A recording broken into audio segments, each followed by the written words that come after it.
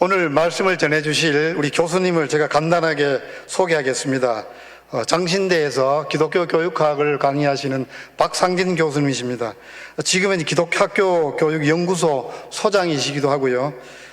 공교육에서의 기독교사 운동, 그리고 우리나라 미션스쿨, 기독교 대안학교, 교회교육, 가정에서의 신앙교육 등 하여튼 우리나라의 기독교 교육 운동을 이끄시는 분이십니다. 그리고 또 우리 용천로의 소속 또 교수님이시고요. 특별히 우리 김진홍 목사님하고 또 특별한 인연이 있는 분이시기도 합니다. 굉장히 바쁘신데도 불구하고 저희 교회를 찾아주셔서 너무너무 감사드립니다. 우리 교수님 나오실 때 큰 박수로 맞아주시면 고맙겠습니다. 김진홍 목사님, 저희 아버님께서 세례를 주셨습니다.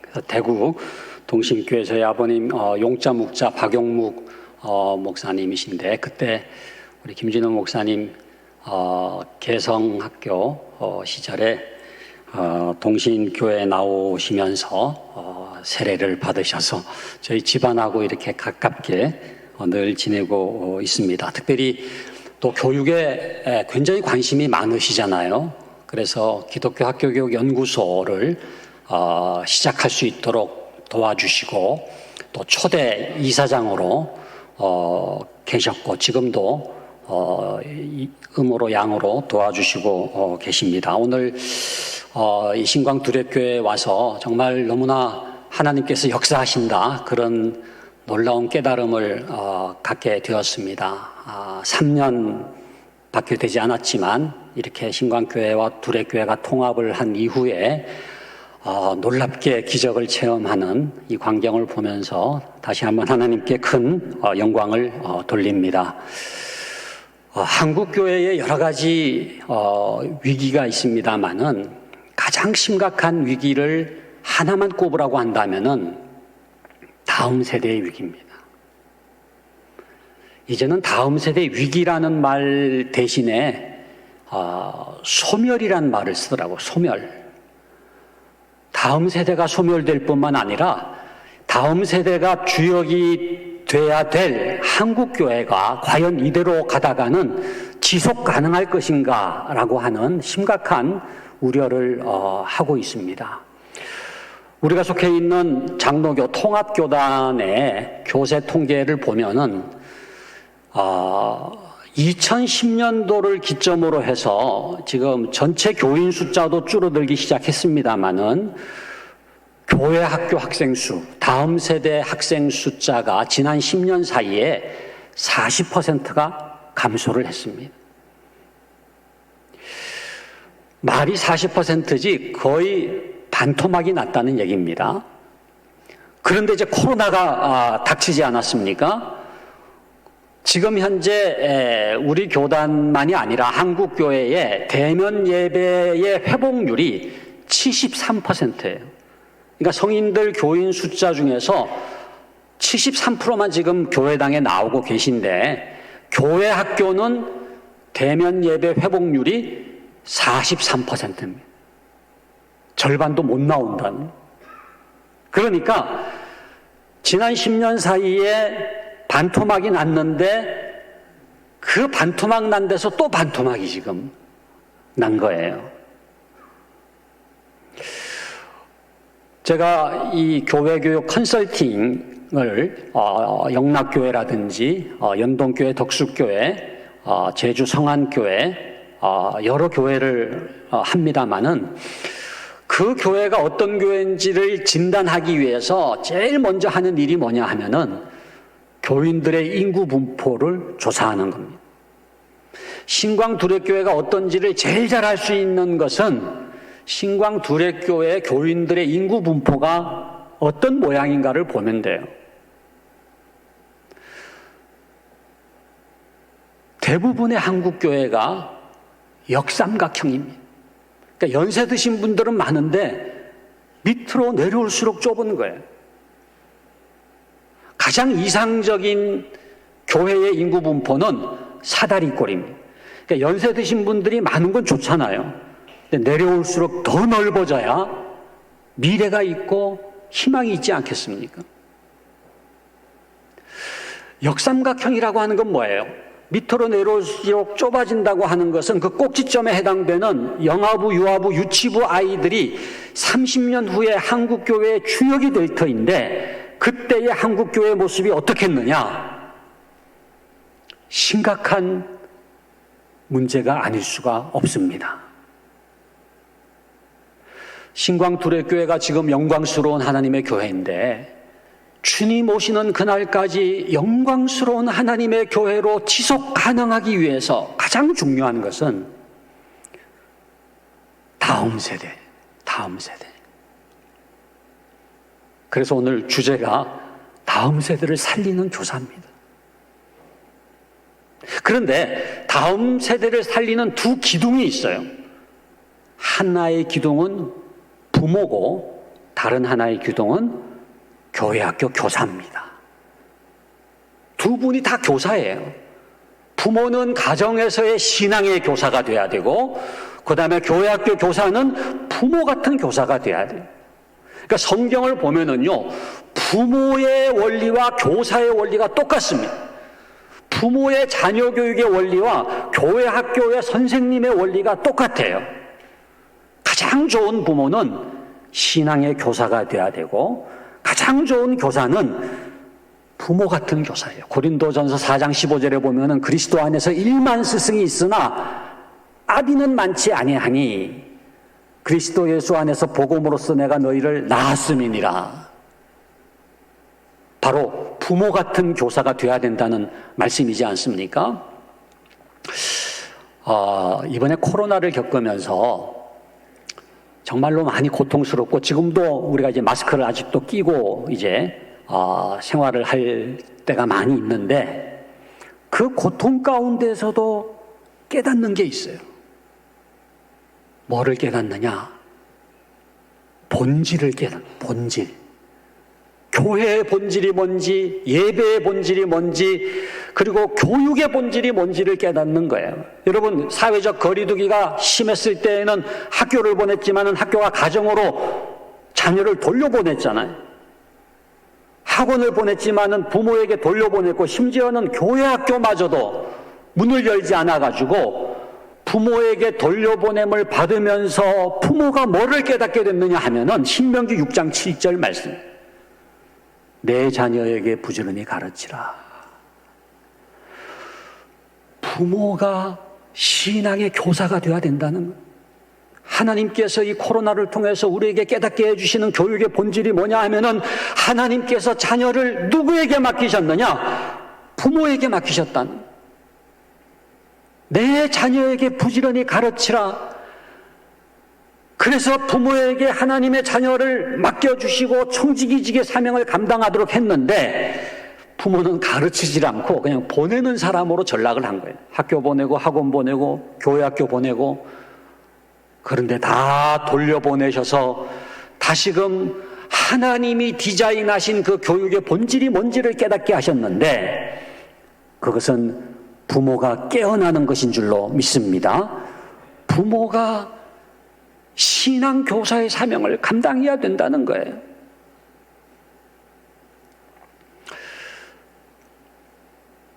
오늘날 한국교회의 부모들이 보내는 사람으로 전락한 나머지 가정에서는 가정예배도 드리지 않고 신앙적인 대화도 나누지 않고 예수 그리스도의 복음도 전하지 않고 세속적인 자녀 교육만이 이루어지고 있다고 하는 심각한 현상이지 않습니까? 저희가 이제 1019명 교회 학교 아이들에게 설문조사를 했습니다. 주일 아침에 교회 학교를 못 나오는 이유가 뭐냐? 가장 많이 나온 응답이 학원 가기 때문에.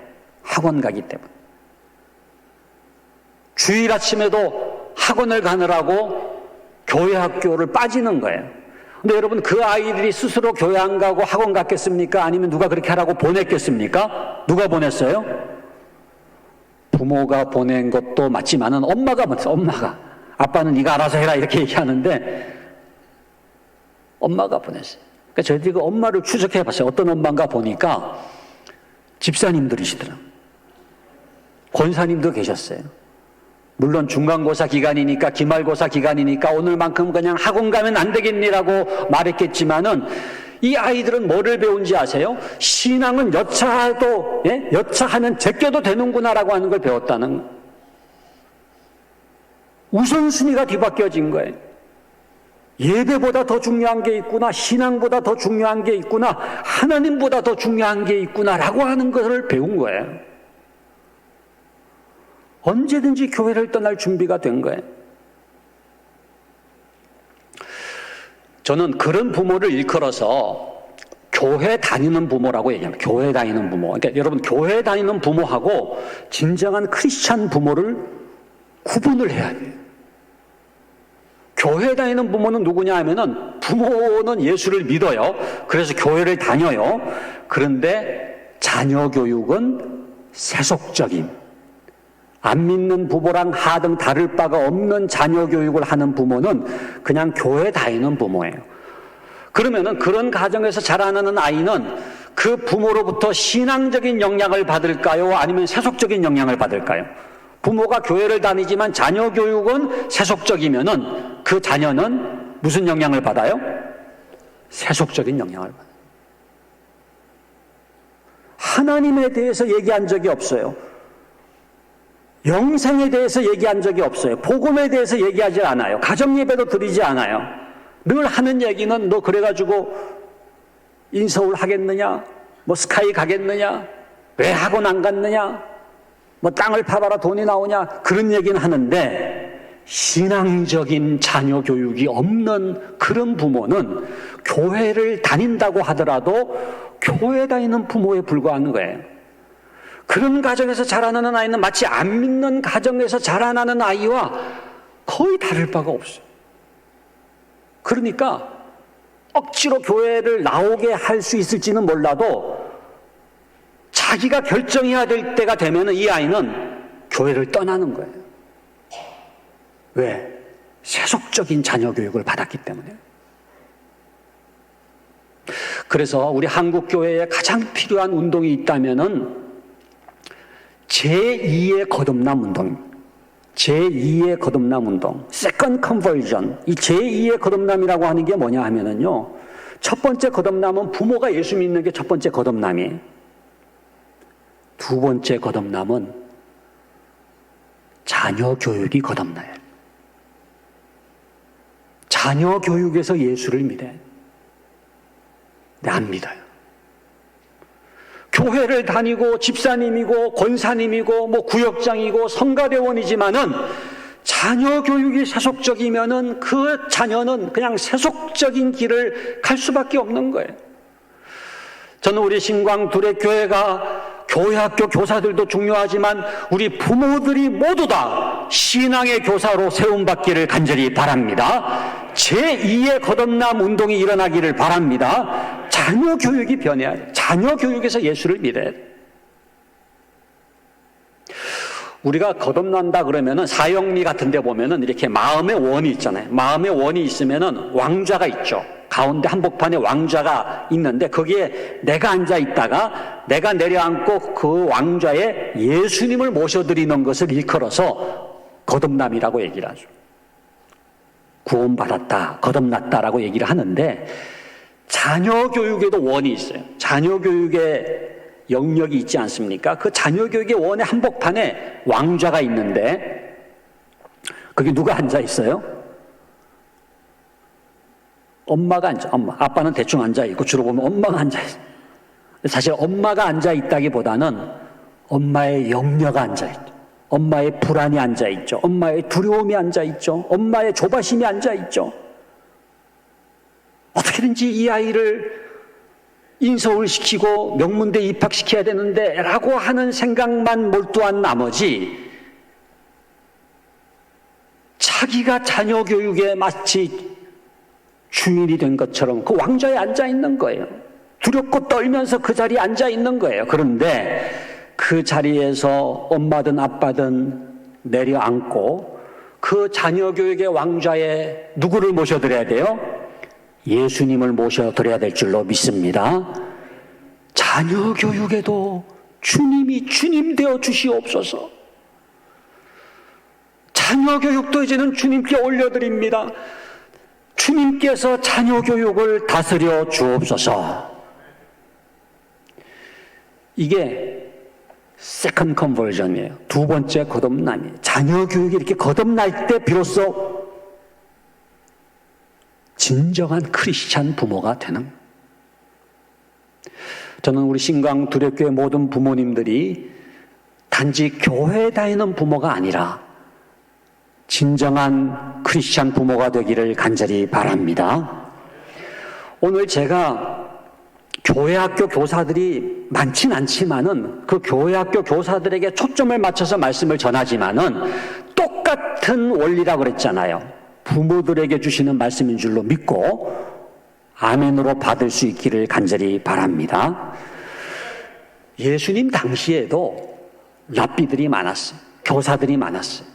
예수님도 랍비라는 칭호를 갖고 계셨지만은 서기관들이 있었잖아요. 바리새인들이 있었잖아요. 율법사들이 있었잖아요.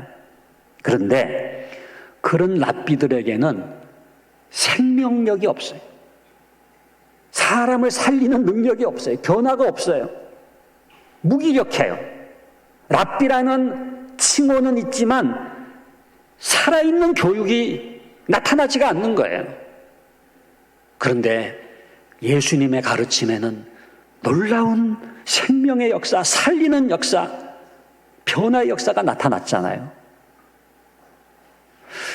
여러분, 산상수훈이 마태복음 5장부터 7장까지지 않습니까? 그 7장 마지막 귀절에 뭐라고 되어 있느냐 하면은 이는 그 가르치시는 것이 권세 있는 자와 같고 저희 서기관들과 같지 아니함일러라.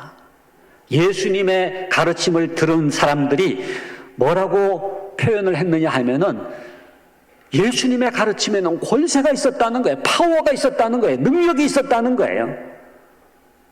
저희 서기관들의 가르침과 같지 아니함일러라. 무슨 얘기예요? 똑같은 랍비가 아니라는 거예요. 서기관들은 무기력했다는 거예요. 저는 우리 신광두렵교회 교회학교 교사들은 한 사람도 서기관과 같은 교사가 되지 않고 예수님 같은 교사가 될 수 있기를 간절히 바랍니다. 생명을 살리는 교사예요. 다음 세대를 살리는 교사예요. 근데 예수님의 가르침은 그러면은 다른 랍비들과 어떤 차이가 있었길래 그런 생명의 역사가 나타났느냐? 사람을 변화시키는 능력이 나타났느냐? 오늘 읽은 본문 말씀이 그 비결을 말씀해 주고 있습니다. 마가복음 6장 34절 우리 다시 한번 읽을 때에 무슨 단어가 예수님의 가르침의 능력의 비결인지를 생각하면서 한번 읽도록 하겠습니다.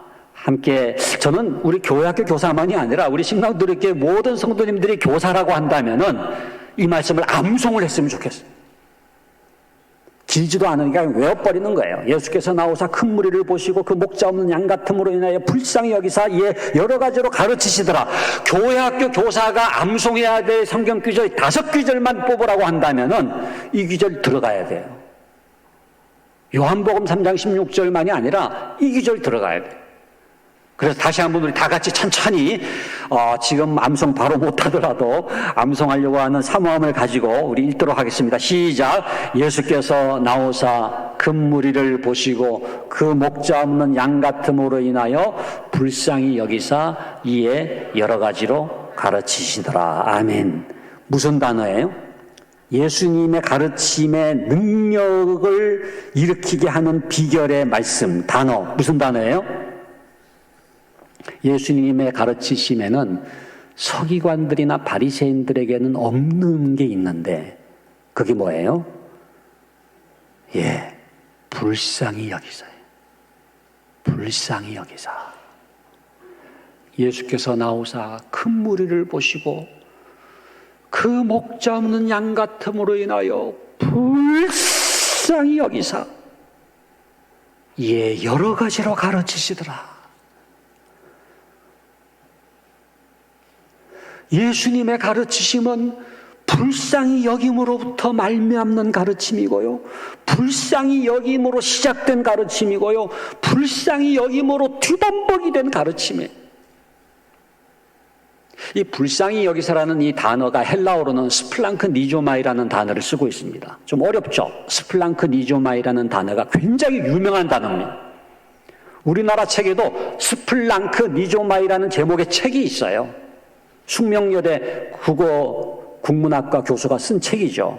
아주 독실한 크리스찬입니다만은 이 스플랑크 니조마이라는 단어가 무슨 뜻이냐 하면은 스플랑크논이 창자거든요. 그러니까 창자가 끊어지듯이, 창자가 뒤틀리듯이, 창자가 녹아지듯이 불쌍히 여기는 것을 일컬어서 스플랑크 니조마이라. 그러니까 오늘 이 말씀에서 이 불쌍히 여기사라고 하는 거는 아이고 안 됐다 그러고서 쯧쯧 그러면서 지나가는 게 아니라 저 영혼 깊은 곳에서부터 마치 창자가 끊어지듯이 그렇게 불쌍히 여기는 것을 일컬어서 스플랑크 니조마이라고 하는. 그러니까 여러분들이 이 구절을 읽을 때에는 예수께서 나오사 큰 무리를 보시고 목자 없는 양 같음으로 인하여 불쌍히 이렇게 읽으면 안 되고요. 불쌍히 여기사. 우리 한번 그렇게 한번 읽어보겠습니다. 좀 강조점을 둬가지고 시작. 불쌍히 여기사. 예배 시간 좀 길어지면 안 되니까 제가 그냥 끊었습니다만은 정말로 여러분들의 창자가 끊어지듯이 녹아지듯이 뒤틀리듯이 그렇게 불쌍히 여기는 것을 일컬어서 스플랑크 니조마이라고 하는 거예요. 이 단어가 사용된 곳이 많지는 않은데 누가복음에 보면은요 3군데에서 이 단어가 사용되고 있습니다. 첫 번째는 여러분들 잘 아시는 누가복음 15장에 무슨 비유가 나와요? 탕자의 비유. 거기 보면은 아직도 상거가 먼데 아버지가 그를 보고 측은히 여겨 달려가 목을 안고 입을 맞추었다 할 때 그 측은히 여겨라는 단어가 헬라어로는 스플랑크 니조마이. 그러니까 그 둘째 아들 그 탕자가 이제나 저제나 돌아오는가 문 밖에 서서 기다리시던 그 아버지가 어느 날 보니까 저 멀리서 둘째 아들이 오는 거예요. 그 아버지의 창자가 끊어지면서 녹아지면서 불쌍히 여겨서 측은히 여겨서 달려가서 목을 안고 입을 맞추고 잔치를 베풀었죠. 이것이 하나님 아버지의 마음인 줄로 믿습니다. 우리 부모들이, 우리 교사들이 품어야 될 마음인 줄로 믿습니다. 두 번째는 누가복음 10장에 보면은 선한 사마리아인 비유가 나옵니다.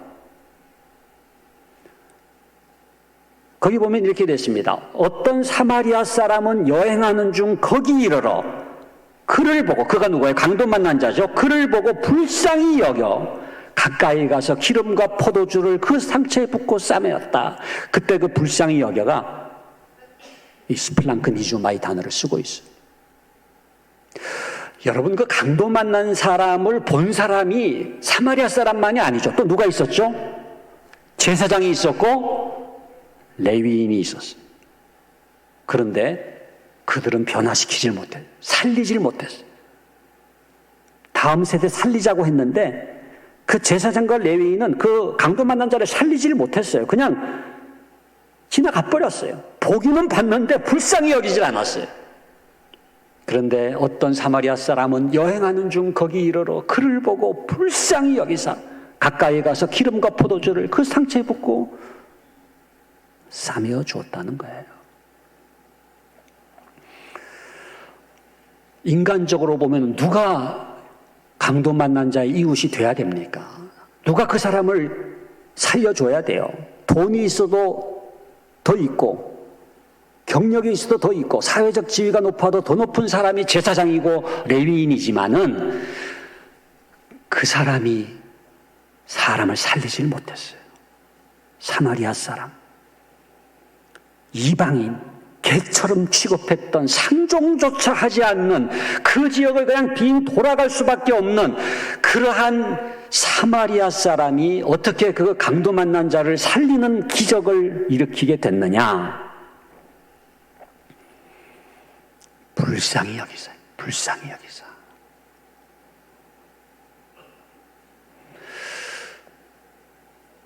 학력이 높다고 사람이 변화되는 게 아닙니다. 무슨 서울대 나왔다고 사람이 변화되는 게 아니에요. 무슨 박사학위가 있다고 사람을 변화시킬 수 있는 게 아닙니다. 불쌍히 여길 때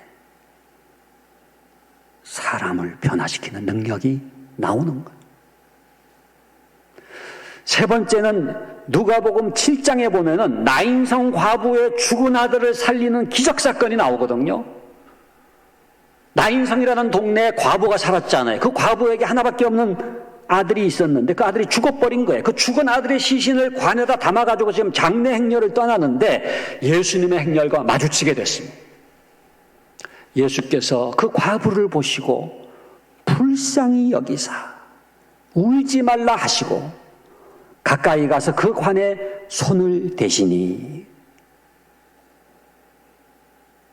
여러분, 관에 손을 대는 것은 부정한 것입니다. 시신을 만져도 부정한 것이지만 시신을 담은 관을 만지는 것도 부정한 것인데 예수님께서 어떻게 그 관에 손을 대셨는가? 불쌍히 여기셨어요. 그 과부에게 울지 말라 말씀하시고 가까이 가서 그 관에 손을 대시고 어떻게 했습니까? 그 죽은 나인성 과부의 아들을 살리시는 기적을 행하셨잖아요. 여러분, 기적이 일어나는 비결이 있습니다. 우리 신광두렵교회가 지금 기적이 일어나고 있는데 여러분들의 가정에도 기적이 필요하고 특히 우리 교회 학교에 기적이 필요하지 않습니까? 어떻게 기적이 일어날 수가 있습니까? 불쌍히 여기면 기적이 일어나요. 스플랑크니조마이 진짜 불쌍히 여기면은요 기적이 일어날 줄로 믿습니다. 이 기적을 경험하게 되시기를 간절히 바랍니다.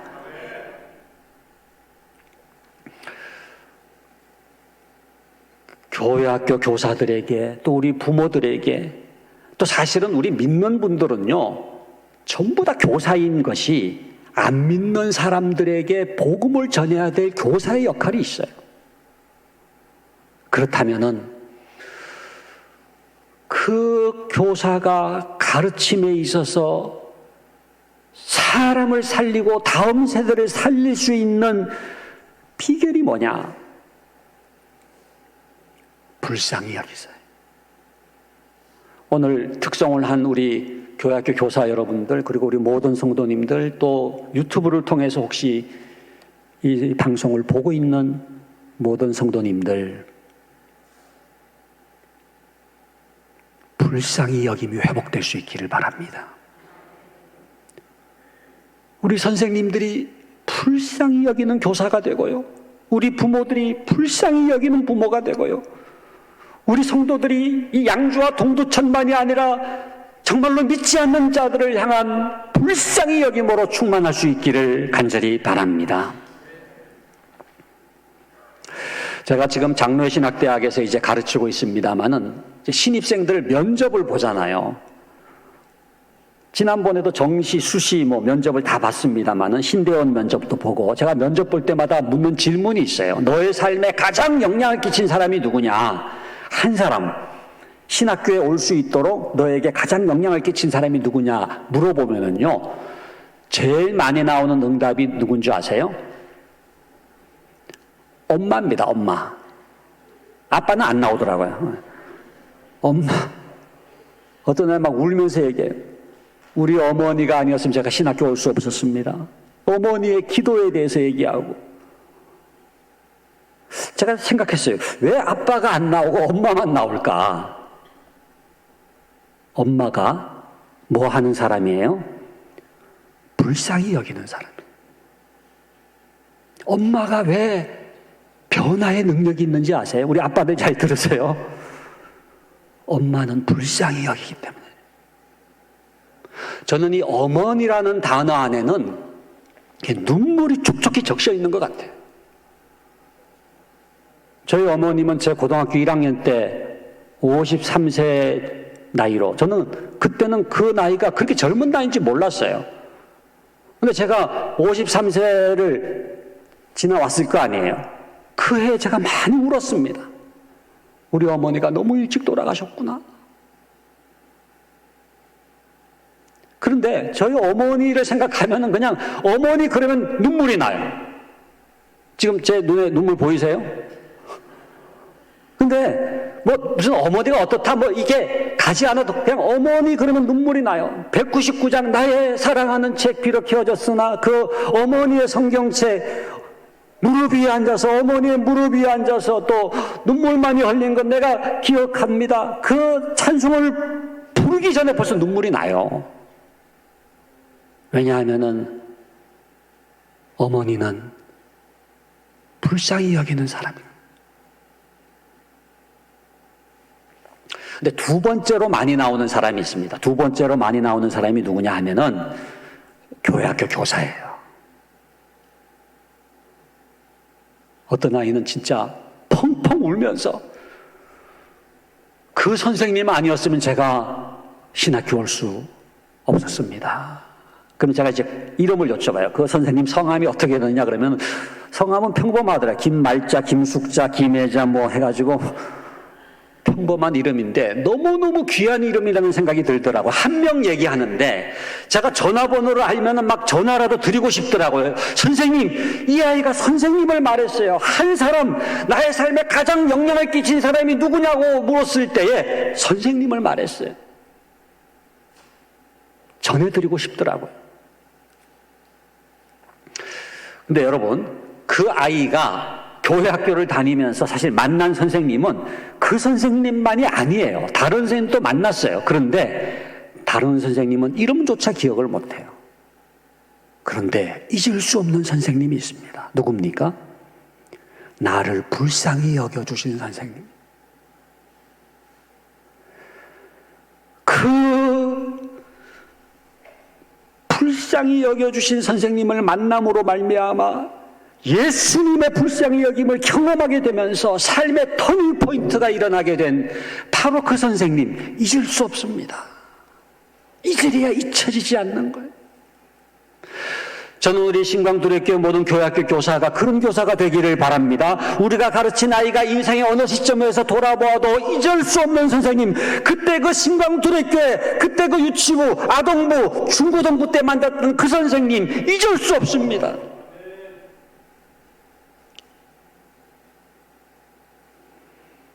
모든 교사가 기억되는 게 아니에요. 정말로 누군가가 나를 불쌍히 여기게 될 때, 그 불쌍히 여김이 나를 감동시키고 변화시키고, 그 선생님의 불쌍히 여김 속에서 예수님의 불쌍히 여김을 만나게 되면서 삶의 중심적 변화가 일어나게 되는 것입니다. 우리가 이렇게 교회를 다니면은 이제 교회 다닌 지 10년이 되고 20년이 되고, 그죠? 그래서 뭐 서리 집사만이 아니라 안수 집사가 되고 권사가 되고 뭐 또 장로님이 되고, 교사들도 교회 학교 교사 경력이 3년이고 5년이고 10년이고 20년이고 깊어지면 깊어질수록 깊어져야 되는 게 있는데 불쌍히 여김이 깊어져야 돼요.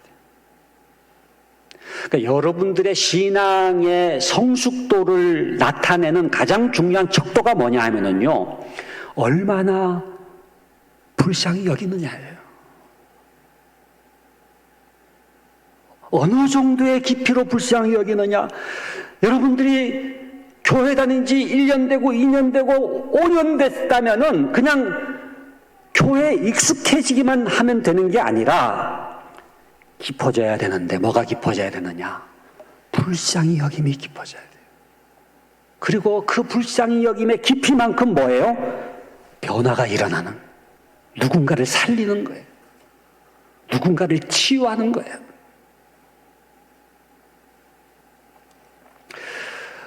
그래서 오늘 말씀 보니까는 예수께서 나오사 큰 무리를 보시고 그 목자 없는 양 같음으로 인하여 불쌍히 여기사 이에 여러 가지로 가르치시더라.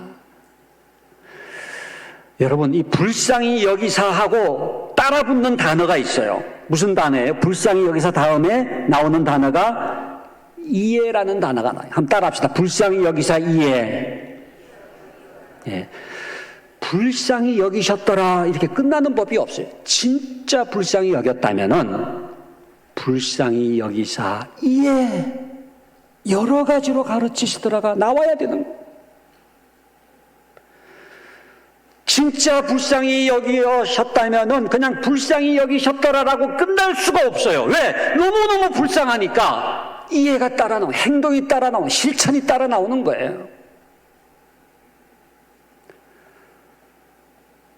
저는 우리 모든 신광 두레교회 성도님들, 특별히 우리 교회학교 교사들 정말로 그 아이가 불쌍히 여겼다면은 이해 여러 가지로 가르치시더라. 저는 이 여러 가지라는 단어에 굉장히 도전을 받았습니다. 야, 예수님도 한 번에 끝내신 게 아니구나. 예수님도 여러 가지로 가르치셨구나. 여러분, 예수님도요, 그냥 한 번으로 끝내신 게 아니에요. 공중 나른 새를 보라고 말씀하시기도 하시고, 들에 핀 백합화를 보라고 말씀하시기도 하시고, 때로는 질문법을 쓰기도 하시고, 때로는 비유법을 쓰기도 하시고, 이 모양 저 모양으로 가르치셨어요. 왜? 너무너무 불쌍하기 때문에. 여러분, 한 번으로 끝내지 마세요. 여러 가지로 하시기를 바랍니다. 누군가를 전도한다고 할 때에도요, 그냥 한 번 해서 안 되면 끝. 그게 아니라, 여러 가지로 가르치시더라. 진짜 불쌍히 여긴다면은. 교회학교 교사들도요, 한 번으로 끝내지 마세요. 이번에요, 코로나를 겪으면서 논쟁이 생겼죠. 무슨 논쟁이냐? 온라인이냐, 오프라인이냐의 논쟁. 온라인이냐, 오프라인이냐. 예? 그런데 사실은요, 온라인이냐 오프라인이냐의 문제보다 더 중요한 게 뭐예요? 진짜 불쌍히 여기느냐의 문제. 진짜 사랑하느냐의 문제예요. 아무리 사회적 거리두기가 심각해서 대면 예배조차 드릴 수 없는 때에도 오프라인으로 할 수 있는 게 있었죠. 그 아이 동네 한 바퀴 돌 수 있잖아요. 돌면서 기도할 수 있잖아요. 그 아이 집 문 앞에 뭘 놓고 올 수도 있고요. 문고리에 뭐라도 걸어놓고 올 수도 있고요. 손편지라도 써서 붙여놓을 수도 있고요. 그리고 전화라도 걸 수 있잖아요. 스마트폰으로. 너 집에 있니? 그래, 선생님이 너네 집 앞에 와 있는데, 그래, 너 창문 쪽으로 와가지고, 그래, 커튼을 거치고, 그래, 보이니? 선생님 보이니? 보이니? 사랑해. 이거는 오프라인이거든요. 온라인이냐 오프라인이냐의 문제가 아니라 정말로 사랑한다면은, 정말로 불쌍히 여긴다면은 우리가 할 수 있는 게 있어요. 이렇게도 할 수 있고 저렇게도 할 수 있고, 때로 온라인이 필요하면 온라인, 오프라인이 필요하면 오프라인. 그래서 우리가 온라인이라는 말을 씁니다마는 정말로 그 아이를 불쌍히 여긴다면은 그 아이 곁으로 다가가게 되는 거예요. 여러분, 기독교 교육의 원형은요, 썬데이 스쿨이 아닙니다. 주일학교가 아니에요. 1780년에 영국에서 글로체스터에서 로버트 레익스가 시작한 주일학교가 기독교 교육의 원형이 아니에요. 거슬러 올라가면은요, 기독교 교육의 원형 딱 잡히는데, 그게 뭐냐 하면은요, 성육신입니다. 성육신. 하나님이 인간을 변화시키기 위해서 하나님이 선택하신 교육 방법, 하나님이 하늘에서 강의를 하신 게 아니라 뭐예요? 인카네이션, 성육신 하셔서 인간이 되신 거예요. 이게 하나님의 교육입니다. 여러분, 우리가 돼지가 된다는 것도 상상조차 할 수가 없잖아요. 어떻게 우리가 돼지가 됩니까? 예, 우리가 어떻게 거머리가 되고 곤충이 됩니까? 근데 그거는 피조물과 피조물의 변화죠. 근데 조물주, 창조주 하나님이 인간이 되셨다고 하는 것은 상상조차 할 수 없는 낮아지심이죠.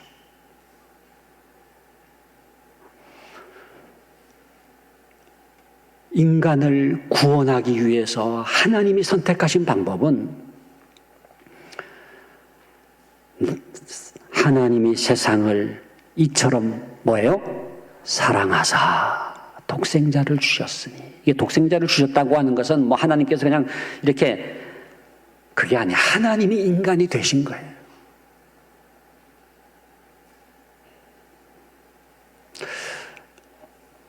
불쌍히 여김을 회복할 수 있기를 간절히 바랍니다.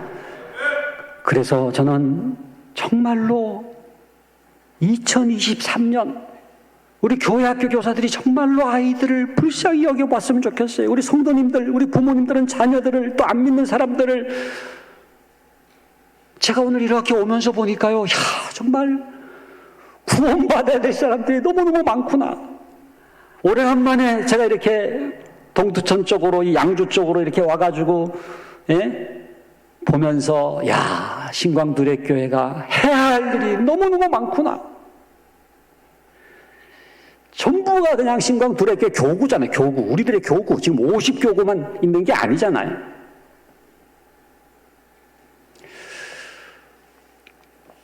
자, 그렇다면은 어떻게 불쌍히 여길 수가 있는가 간단하게 3가지 말씀드리고 마치도록 하겠습니다. 첫 번째는요,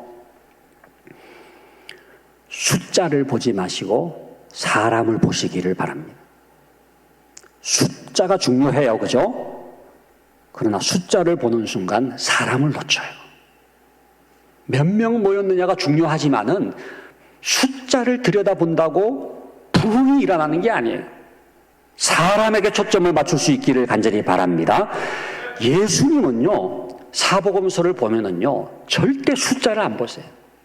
지금도 몇만 명이 모였을 거예요. 예수께서 나서 큰 무리라 그랬잖아요. 근데 큰 무리 자체에 대해서 예수님께서 초점을 맞추신 게 아니에요.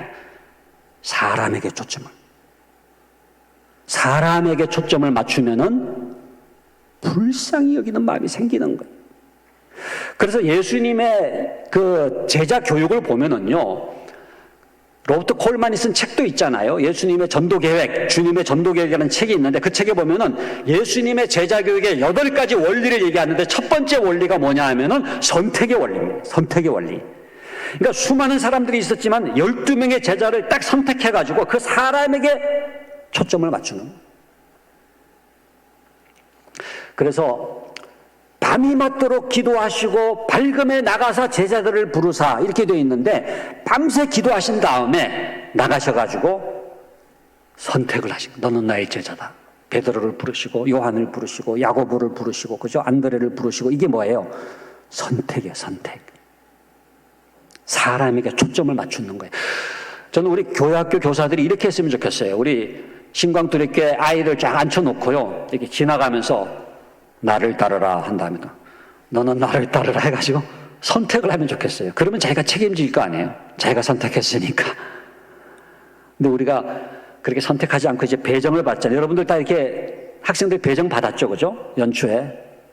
어떤 선생님 또 바꿔달라 그래요. 이 아이를 제 반에 보내주세요. 바꿔주세요. 근데 그러지 말고 그 아이들의 명단을 보면서 영적 의지를 발동해서 내가 그 아이를 선택해야 돼요. 너는 나의 제자다. 너는 나의 제자다. 너는 나의 제자다. 내가 너와 승부를 걸마. 그래서 마치 예수님이 12제자를 선택하신 것처럼 그 교회학교 아이들을 내가 선택해서 이제는 그들에게 초점을 맞춰가지고 포커싱을 해가지고 집중을 하는 거예요. 여러분 돋보기로, 이게 돋보기라고 한다면 돋보기로 햇볕을 모아보신 적 있죠? 이렇게 하면 힘멀거네요. 그죠? 근데 거리를 잘 맞추면은 딱 점이 되잖아요. 점이 되면 어떻게 됩니까? 종이가 시커멓게 타들어가다 불이 붙어요. 해봤잖아요. 기독교 교육에서 제일 중요한 거는요, 초점을 맞추는 거예요. 정확하게 사랑의 대상을 확정하고 승부를 거는 거예요. 그러니까 제일 중요한 교회학교 교사의 책임은 뭐냐면요, 나의 제자로 이걸 확정하는 겁니다. 명단을 딱 보고서 뭐 3명도 좋고 5명도 좋아요, 7명도 좋아요. 하나님, 이제는 이 아이들과 제가 승부를 걸겠습니다.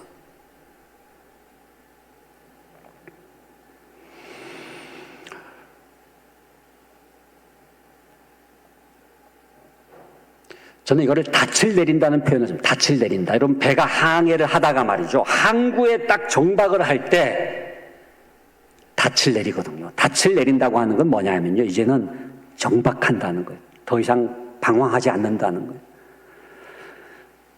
여러분, 신광두레교회 닻을 내리기를 간절히 바랍니다. 이 교회에서 내가 승부를 건다. 내가 이 교회에서 장례식까지 간다. 이렇게 될 때 변화의 역사가 있는 거예요. 교회 학교 교사들이 사랑의 대상을 확정해야 됩니다. 그 아이들을 내가 선택을 하고 그 다음에는 집중적으로 사랑해야 돼요. 여러분, 사람을 변화시키는 거는 집중적인 사랑입니다. 집중적인 사랑의 반대말, 무관심도 되겠지만은 흩날리는 사랑, 흩뿌리는 사랑. 야, 왔냐? 뭐 별일 없었지? 그래, 우리 진도 어디까지 나갔더라? 끝났는데 왜 안 가? 그러고 있냐? 물론 미워하는 건 아니에요. 근데 그런 식으로는 아무도 변화시킬 수가 없어요. 우리가 가지고 있는 사랑의 용량이 있잖아요. 마더 테레사라든지 손양원 목사님 같은 분들은 사랑 자체가 크세요. 근데 우리는 제한된 사랑을 가지고 있는데 이걸 어떻게 사용해야 되느냐? 이걸 모아야 돼요. 깔때기처럼 모아가지고 딱 집중적으로 사랑을 해야 스파크가 일어나요. 불이 붙어요. 대부분의 아이들은 호두 껍질처럼 단단한 껍질에 둘러싸여 있는데 포커싱을 해가지고 집중적으로 사랑하면은요, 껍질에 구멍이 뚫어지고 그 구멍을 통해서 성령이 역사하셔서 중심에 불이 붙게 될 줄로 믿습니다.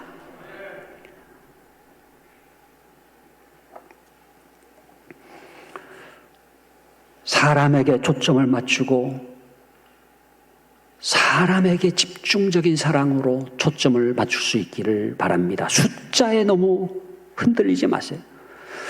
교육전도사님하고 교육부 부장 집사님하고 공통점과 차이점이 있는데, 공통점은 숫자를 센다는 건데, 교육전도사님은 앞에서 세시고 부장님은 뒤에서 세시고 담임 목사님은 서면으로 세시고 전부 다 숫자에 관심이 있을 수밖에 없죠. 그러나 숫자를 본다고 사람이 변화된 게 아니에요. 2023년 사람에게 승부를 걸 수 있기를 간절히 바랍니다. 두 번째, 어떻게 하면 불쌍히 여길 수가 있느냐? 진실을 볼 때 불쌍히 여길 수가 있어요. 오늘 말씀 보니까 예수께서 나오사 큰 무리를 보셨는데 뭐를 보셨느냐? 진실을 보셨는 거예요. 그러니까 뭐가 보여요? 목자 없는 양이 보이는 거예요. 목자 없는 양 같음으로 인하여 불쌍히 여기셨다고 그랬잖아요. 외모를 보지 마세요. 겉을 보지 마세요. 재산을 보지 마세요. 몇 평 아파트인지를 보지 마세요. 무슨 차를 타고 다니는지를 보지 마세요. 그 진실을 보세요. 그러면 너무너무 불쌍한 거예요. 어떤 분들은 전도하다가 이렇게 큰 집, 어이구, 이런 집은 뭐 예수 믿겠어? 지나간다는 거예요. 그런 집일수록 진실을 보면은요, 너무너무 불쌍한 거예요.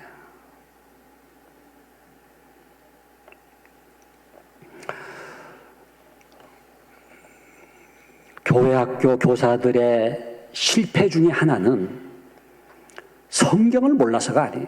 잘 못 가르쳐서가 아니에요. 아이들의 진실을 보지를 못해서 제일 많이 실패하는 것 같아요. 여러분, 그 아이들의 진실이 뭔지를 봐야 돼요. 그냥 가만히 앉아있고 우두커니 있고 그러니까 뭐 별일 없는 것처럼 보이지만 그게 아니에요. 그 아이는 지금 삶과 죽음의 기로에 있는 거예요. 목자 없는 양이라고 하는 게 뭡니까? 양이 목자를 잃어버리면요, 첫 번째가 뭐예요? 갈 바를 알지 못하는 거예요. 두 번째는 뭐예요? 먹을 것을 먹지 못해서 기진맥진한 거예요. 세 번째는 뭐예요? 언제든지 맹수에게 공격당할 수밖에 없는 거예요. 범죄에 노출되는 거예요. 지금 아이들이 그래요. 갈 바를 왜 공부하는지를 몰라요. 왜 교회 나오는지도 몰라요. 예배를 드리고 있지만 왜 예배 드리는지도 몰라요. 그리고 육신의 양식이 아니라 영의 양식이 없어서 지금 기진맥진하고 있잖아요. 그리고 클릭만 하면 그냥 범죄가 그냥 기다렸다는 듯이 그냥 솟구쳐 나는 거예요.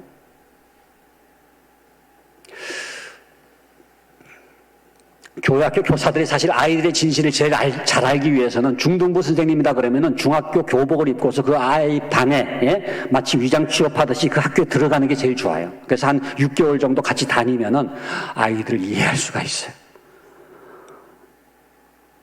여러분, 그런 마음으로 그 그 아이들의 진실에게 다가갈 수 있기를 바랍니다. 그 아이들이 드리는 예배는요, 여러분이 생각하는 예배가 아니에요. 그 아이들이 생각하는 교회는요, 교회 학교 교사가 생각하는 교회가 아니에요.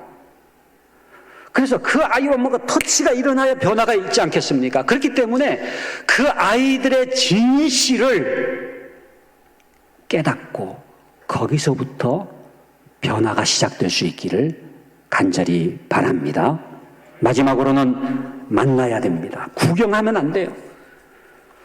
사마리아 수가성 여인을 예수님께서 만나셨잖아요. 제자들은 구경했어요. 어떻게 그런 여자하고 상종하십니까? 그런데 예수님은 그 사마리아 수가성 여인을 점점 깊이 있게 만나셨잖아요. 처음에는 물 좀 달라 하시니 그러면서 다가가셔가지고 점점 더 깊이 만나가지고 마지막에는 뭐라고 말씀하십니까? 네가 남편이 다섯이 있으나 지금 남편도 내 남편이 아니니 내 말이 옳도다 말씀을 하셨잖아요. 그 여인의 가장 중심을 터치하시는 거예요. 여러분, 관계에도 차원이 있습니다. 이렇게 앉아 계시지만요, 성도들과의 관계도요, 이게 깊이가 다르잖아요. 교회학교 교사라고요, 똑같은 교사가 아니더라고요. 지금 신강들학교 한 30명 교사가 있습니까? 그러면은요, 달라요. 똑같은 교사가 아닌데 어떻게 다르냐? 진짜 깊은 관계로 만나는 교사가 있고요, 표피적으로 그냥 스쳐 지나가는 만남으로 만나는 교사가 있어요. 이런 교사는 아무도 변화시킬 수가 없어요.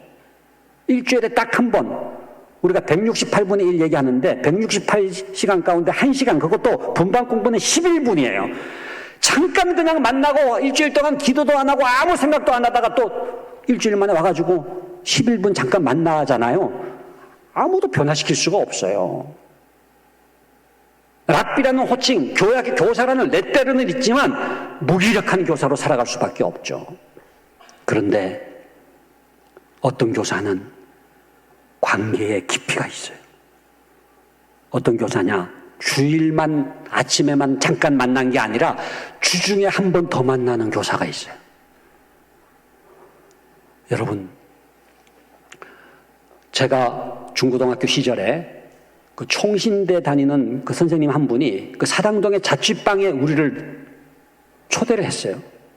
그래가지고 성경 공부를 한 게 아니에요. 그냥 라면을 같이 끓여 먹고 남은 국물을 바라보면서 인생의 허물을 얘기했거든요.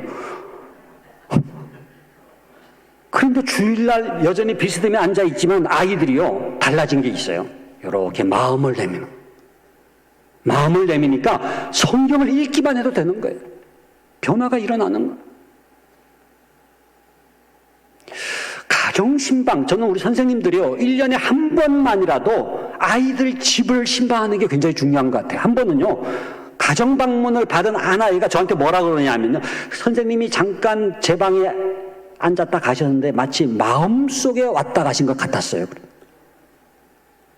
이게 물리적 공간으로 끝나는 게 아니라 영적 공간, 심리적 공간이 되는 거예요. 그래서 가정방문을 딱 하게 되면요, 그 아이는 스스로 무장해제를 하고 마음을 내면 옥토의 뿌리 씨앗이 되는 거예요. 무슨 얘기냐 하면은요, 교사라고 똑같은 교사가 아니라는 거예요. 관계의 깊이가 달라. 여러분, 양파를 생각하시면 되는데, 양파가 이렇게 껍질이 있지만 벗겨도 또 껍질이 있고 레이어가 있잖아요. 겹겹이 쌓여 있잖아요. 표피적인 만남을 갖는 사람들이 있어요. 처음 만나도 할 말이 있죠. 여러분, 오늘 같은 날 뭐라 그래요? 아이고, 봄 날씨네요. 이건 처음 만나도 해요. 아이고, 그래도 미세먼지가 좀 거쳤네요. 처음 만난 사람하고도 그런 얘기는 해요. 그러나 제가 이혼해야 될 것 같아요, 이런 얘기는 못하죠.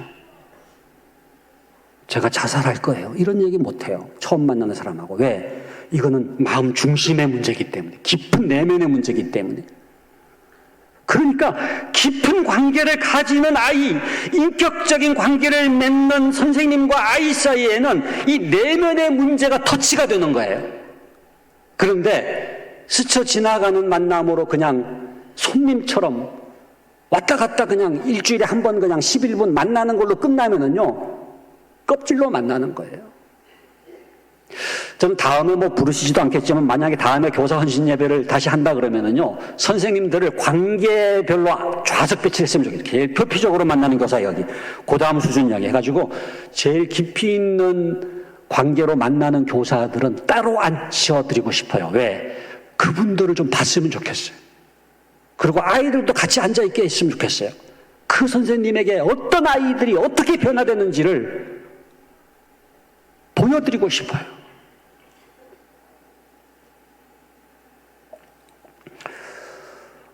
여러분, 이왕에 교사를 하는 거라면은 중심을 변화시키는 교육을 할 수 있기를 바랍니다. 내면을 변화시키고 영혼을 변화시키고 오늘 주제처럼 다음 세대를 살리는 교사가 되어야 되지 않겠습니까? 그러기 위해서는 제일 중요한 게 3인칭이 아니라 2인칭으로 만나요. 나와 그것들로 만나면 안 되고요. 나와 너의 인격적인 만남으로 만나면은 껍질이 아니라 내면을 만나게 돼요. 중심의 변화가 일어나기 시작해요. 생명적인 변화가 일어나기 시작해요. 말씀을 맺겠습니다. 여러분, 사람을 변화시키고 살리는 능력은 딴 게 아닙니다. 불쌍히 여기는 능력인데, 그렇다면은 제일 중요한 것은 내가 얼마나 불쌍히 여김을 받은 존재인가를 깨닫는 거예요. 다시금 십자가 보좌 앞으로 나아갈 수 있기를 바랍니다. 오늘 22일이 수요일, 제 수요일인데 이제 사순절이 시작되는데 정말로 주님의 그 십자가의 그 구속의 은총이 얼마나 놀라운 것인지 그 주님의 불쌍히 여김 속에 침잠하게 될 때에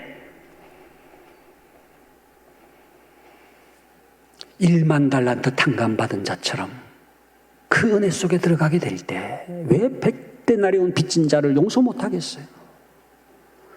그 주님의 불쌍히 여김으로 축축하게 적셔진 다음에 그 불쌍히 여김이 넘쳐 흘러서 누군가를 불쌍히 여김으로 말미암아 진정으로 다음 세대를 살리고 생명을 변화시키는 우리 모두가 될 수 있기를 주님의 이름으로 간절히 기원합니다. 기도하겠습니다. 거룩하신 아버지 하나님 감사합니다. 오늘 교육위원회 헌신 예배를 통해서 주께서 말씀하여 주시니 감사를 드립니다. 불쌍히 여기사 이에 여러 가지로 가르치시더라. 그 주님의 가르치심, 그 주님의 교육 그대로 본받는 저희들 되게 하여 주시옵소서. 작은 예수가 되게 하여 주시옵소서. 서기관과 같은 교사가 되지 않게 하여 주시옵소서. 진정으로 내면의 불을 일으키는, 영혼의 점화를 일으키는 교사들 다 되게 하여 주시옵소서. 우리 모든 부모들이 신앙의 교사가 되게 하여 주셔서 신광두레교회는 다음 세대를 살리는 교회가 되어서 한국교회의 모범이 되게 하여 주시옵소서. 예수 그리스도 이름으로 기도하옵나이다. 아멘. 예, 오늘 우리 최고의 우리 장신대 최고의 교수님께서 오셔서 말씀을 전해주셨는데 역시 최고의 강의였습니다. 여러분, 부모 같은 교사, 그리고 긍휼히 여기는 마음인데 오늘 교수님, 목사님 말씀 전해주시는 보니까 저와 여러분들을 굉장히 긍휼히 여기는 마음으로 해주셨어요.